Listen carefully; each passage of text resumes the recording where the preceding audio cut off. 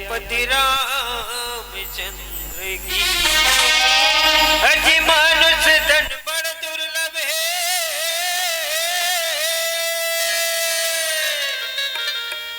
अजी मिली न दो जी बारे, पक्का फल जोगी पड़ा, बहुरी न लागी जा रे।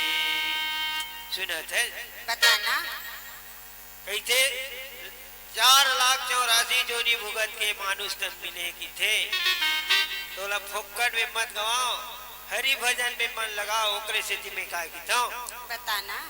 ते गाले हरि नाम तेरे संगिया, ते गाले हरि नाम तेरे संगिया, माया में झंड भुला संगवारी।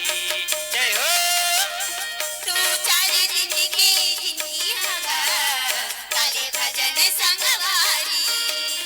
तू 4 दिन की जिंदगी हवा, काले भजन संगवारी।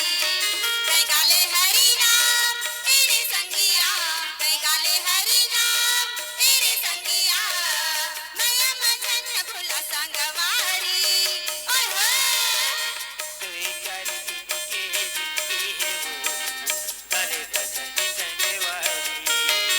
तू 4 दिन के जिंदगी में वो, काले भजन संगवारी।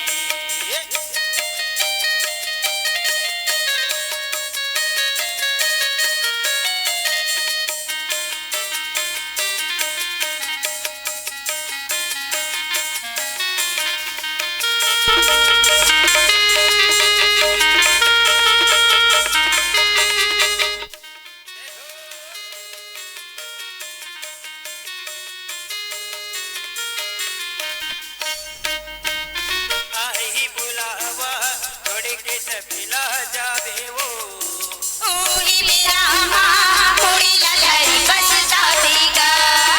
ओही मेरा माँ मुड़ी ललहरी बसता देगा। आई बुलावा थोड़े के सबिला जावे वो, ओही मेरा माँ मुड़ी ललहरी बसता देगा। ओही मेरा माँ मुड़ी ललहरी बसता देगा। तय कर ले विचार तेरी संगिया, तय कर ले विचार तेरी संगिया, माया मथन भुला संगवारी। ओए होए तू 4 दिन के जिंदगी है वो, काले भजन संगवारी। तू 4 दिन के जिंदगी में वो, काले भजन संगवारी।